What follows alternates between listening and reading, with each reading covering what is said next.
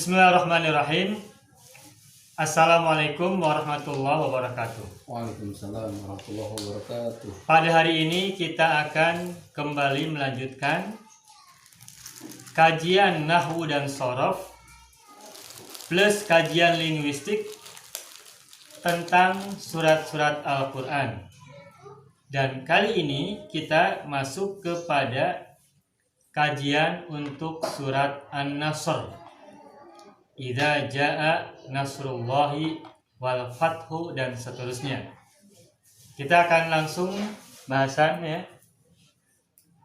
Kita tuliskan dulu ya. Idza jaa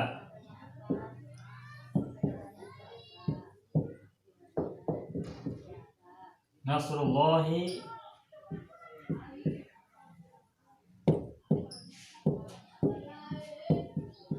wal fathu. Ayat yang pertama. Kita mulai bahasan dari ayat yang pertama. Idza jaa nasrullahi wal fathu. Pertama bahasanya adalah tentang idza. Dari segi makna idza itu kan artinya apabila ya atau jika. Nah, dari segi bahasa, dari segi bahasan tentang ilmu nahwu, idza itu masuknya huruf syarat. Harfus syarti.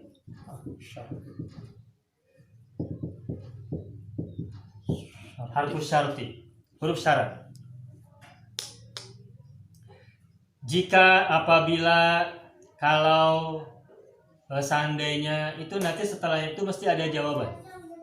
Ketika kita menemukan huruf syarat atau jumlah syartiyah, kalimat yang bermakna syarat, maka berikutnya akan ada jawaban.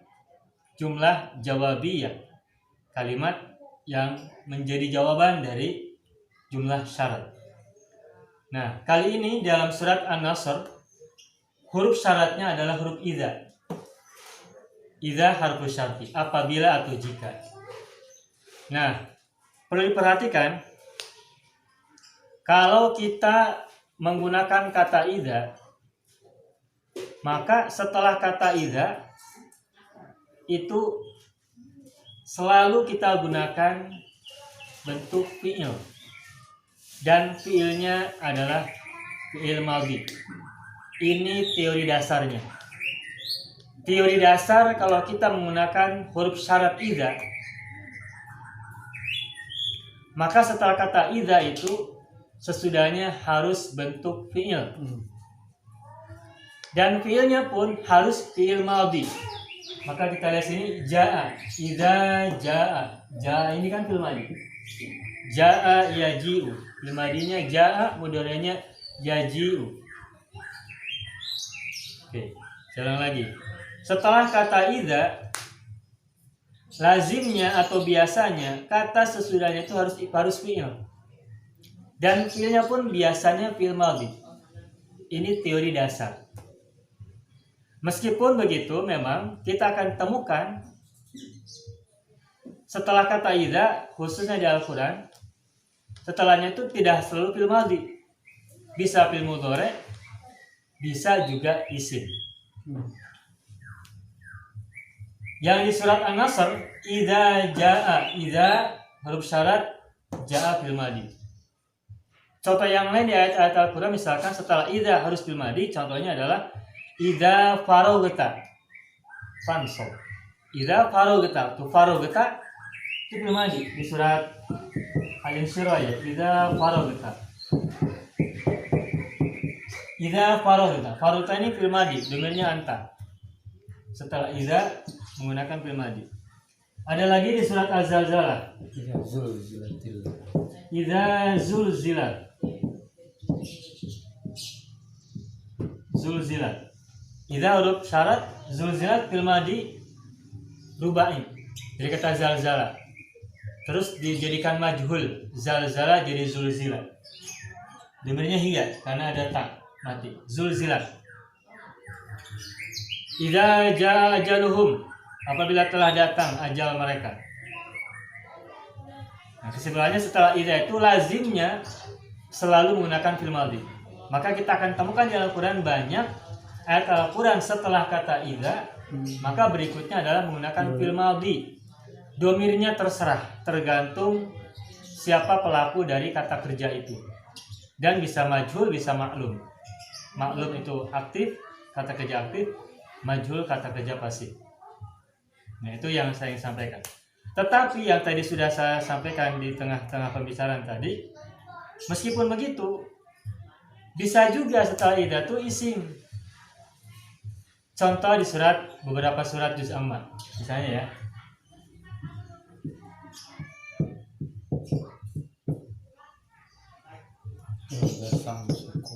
Idza syamsu isim. Idza syamsu kuwirat.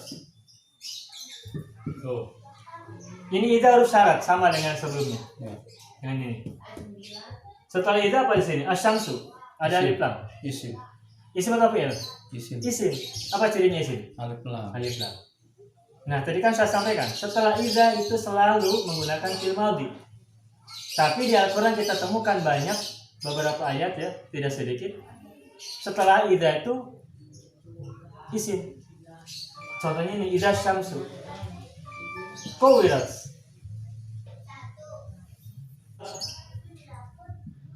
Wa idzan nujumu inkadarat.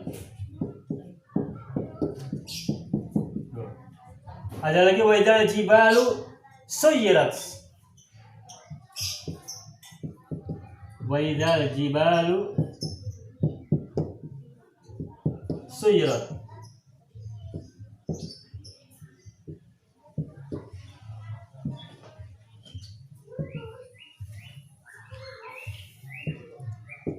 Suyirat. Idza asyamsu isim.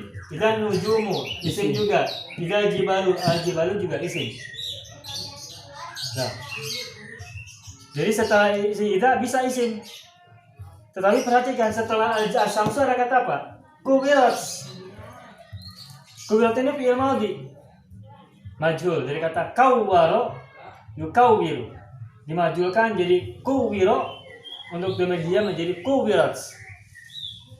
Nah, kalimat idza syamsu kuwirat ini kalau kita menggunakan redaksi asalnya itu asalnya adalah idza kuwiratis syamsu. Ini asalnya adalah idza kuwirat asy-syamsu. Tuh. Sehingga ayat idza syamsu kuwirat kalau kita menggunakan pola awalnya itu adalah idza kuwirat asy-syamsu. Tapi kemudian di Al-Quran strukturnya dipindah. Fi'il madhinya ditaruh di belakang. Fa'il asy-syamsu ini kan fa'il dari kuwirat dipindahkan ke depan. Maka jadilah ini idza syamsu kuwirat. Jadi idza syamsu kuwirat itu aslinya awalnya pada mulanya adalah idza kuwirat asy-syamsu. Kalau mengikuti pola dasar setelah idza harus menggunakan fi'il madhi.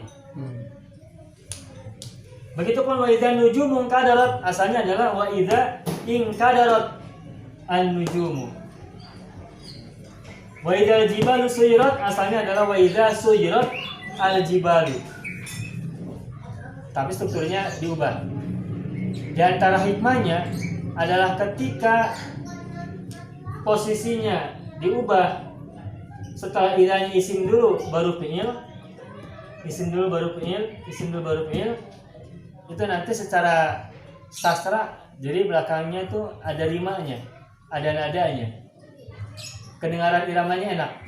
Idza syamsu kuwirat wa idzan nujumu kadarat wa idzal jibalu suyirat wa idzal isyaru ittirat wa idzal wuhushu husyirat ats gitu. Kalau dibalikan idza kuwiratis syamsu wa idza inkadaratin nujum wa idza suyiratul jibal. Jadi kan gak nyastra. Nah, di antara keunggulan Al-Quran itu adalah Al-Quran itu kalimat-kalimatnya nyastra gitu ya. Jadi kembali ke bahasan tadi bahwa secara teori dasar setelah idza itu menggunakan fi'il madhi. Hampir selalu. Dan di Al-Quran pun begitu.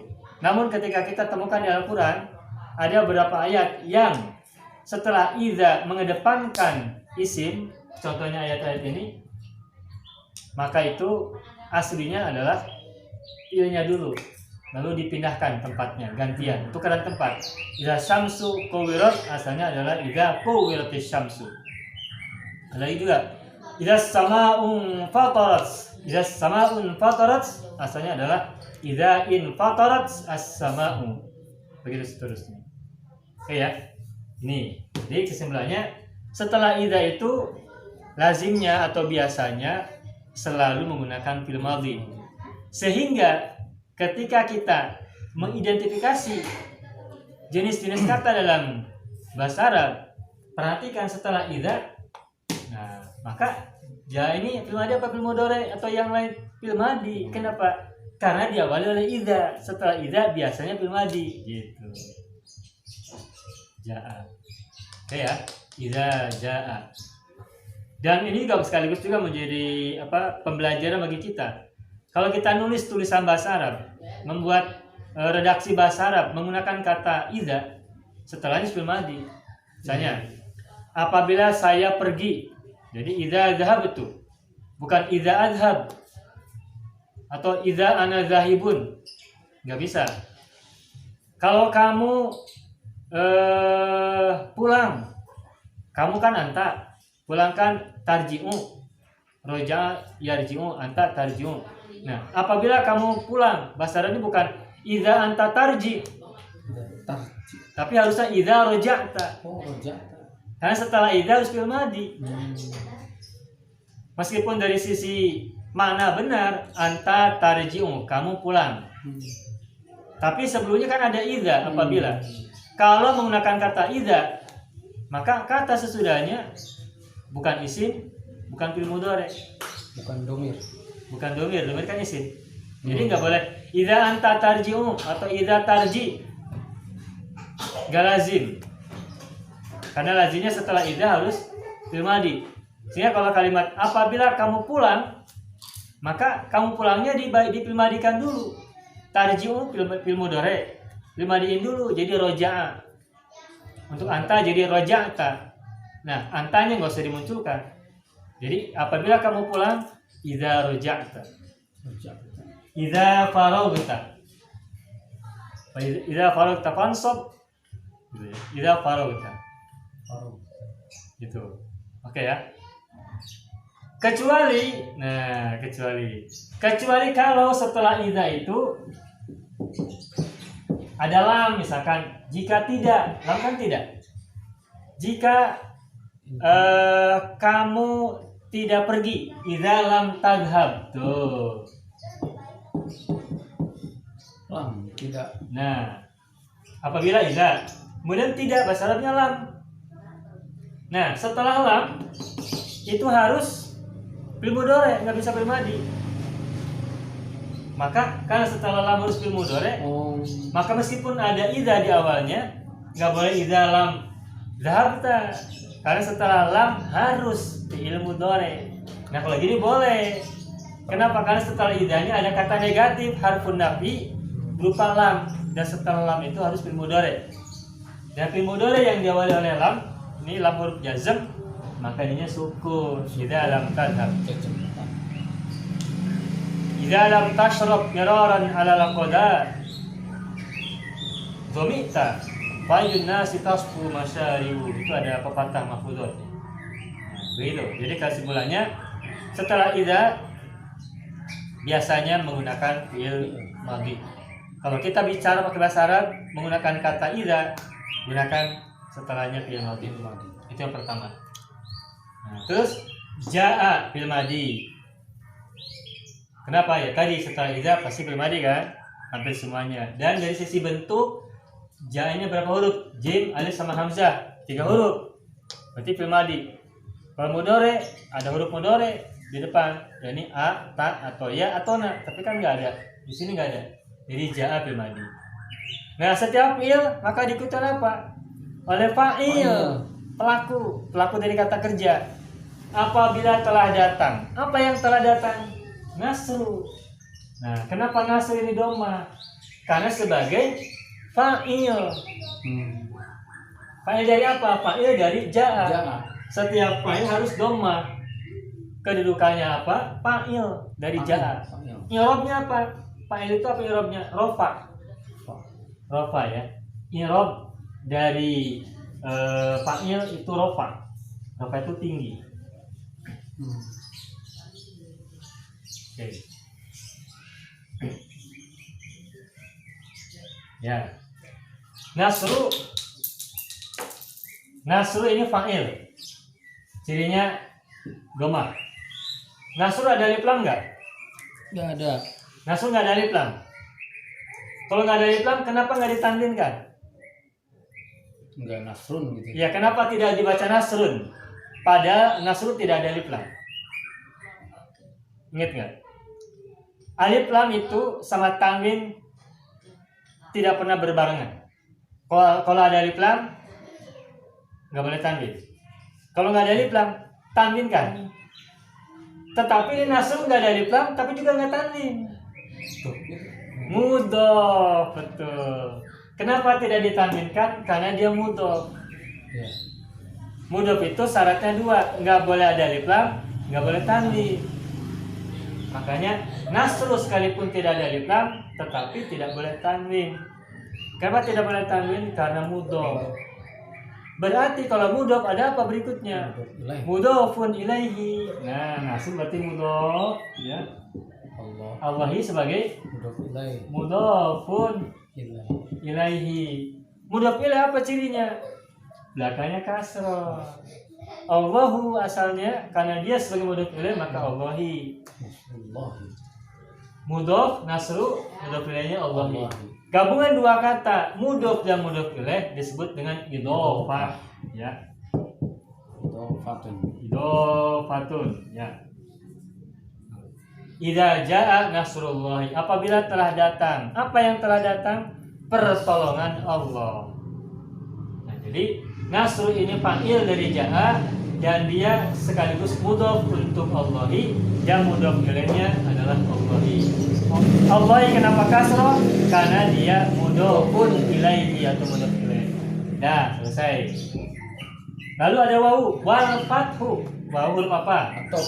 Atof lagi. Sering kita ketemu dengan bahasan atof, ya. Sehingga mudah-mudahan tentang atofnya udah paham lah. Atof. Setelah atof ada apa? Mana matufnya? Al-fathu, ini matuf. Nah, matuf itu gimana kedudukannya dan juga harokatnya? Matuf itu harus sama dengan matuf alaihnya. Al-fathu ini kan doma. Pertama perhatikan, ini alif lam, isim bukan? Isim. Nah, ada alif lam kan nggak boleh tanwin ya? Iya. Nah, ini doma loh. Kenapa dia doma? Dia maktuf kan? Ada huruf wawu, maktuf kan? Nah, kenapa dia doma? Berarti harus cari maktuf alaihnya yang doma. Mana? Nasru. Yang namanya maktuf harus sama. Kalau maktufnya itu isim, cari maktuf alaihnya juga isim. Matufnya doma berarti cari matuf alaihnya yang juga doma. Mana? Nasru. Berarti ke sini. Berarti al-fathu ini matuf alaihnya adalah nasru. Matufun alaihi. Nah, begitu bahasan sekilas ya tentang ayat pertama surat An-Nasr. Idza jaa nasrullahi wal fathu. Ya, segitu dulu.